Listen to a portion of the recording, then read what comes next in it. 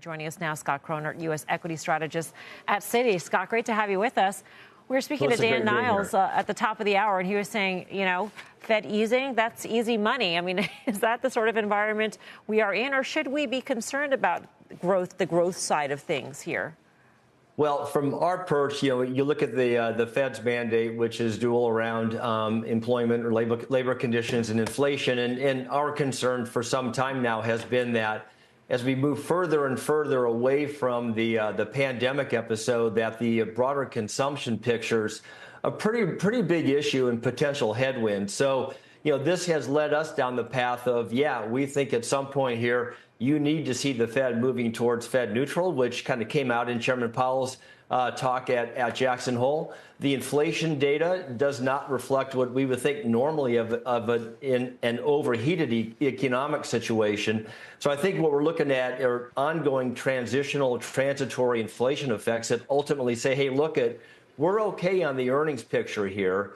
We do think there's an emerging labor concern, and we do think, therefore, that the Fed's in position here to go down an incremental easing cycle that ultimately should be a net positive for risk assets, particularly as we look ahead into 2026. The earnings picture looks good in large part because the earnings of the biggest companies in the stock market, the big tech companies, are fine. They're doing great, and they're sort of underwriting the rest of the S&P 500, Scott. And so I'm wondering if there's any concern on your part that there is some sort of pull forward when it comes to AI spend or anything else that threatens this positive, bullish narrative surrounding the AI trade. Yeah, I think the AI trade, this is getting a lot of discussion, is what inning are we in, right? So I think the conventional wisdom these days is that we're probably still early innings, let's say third-ish inning. And so essentially what you're looking at here is what's the market pricing in at a given point in time. Right now, we're of the view that the market's getting pretty close to fairly valued around what we know or think we know around CapEx intentions around the AI playbook. But where this ends up going from a structural perspective is if we've got room for this to continue to be a tailwind for several more years, ultimately the flow through to fundamentals is going to be very supportive of broader equity market conditions. Now, where the Fed rate angle comes in, it's the other part of the market, to your point, Melissa, that's not directly attached to AI, that has more traditional economic sensitivity. This is why we've been talking about an expectation for a broadening component to the market. And that broadening can take three approaches. It can be into other S&P sectors away from big tech.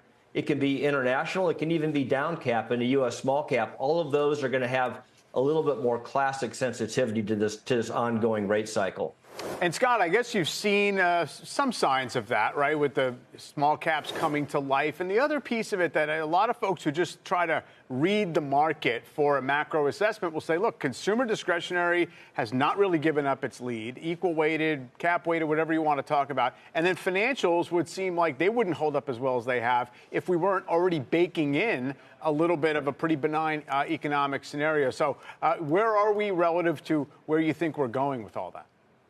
Well, so I think the way we're talking about it, and to your point, Mike, and then coming back to what Melissa says, we get the picture. The 9%-ish earnings growth expected for the S&P this year, literally your Mag 7's contributing half of that, right? So it's the rest of the index. Small cap, as an example, the way we're talking about it is at the end of a 2-year earnings recession that mathematically begins to set up for easier compares into 2026 on the assumption that we don't go into classic recession conditions. Again, that's part of the way this begins to go, and it's supported by the current Fed rate expectations.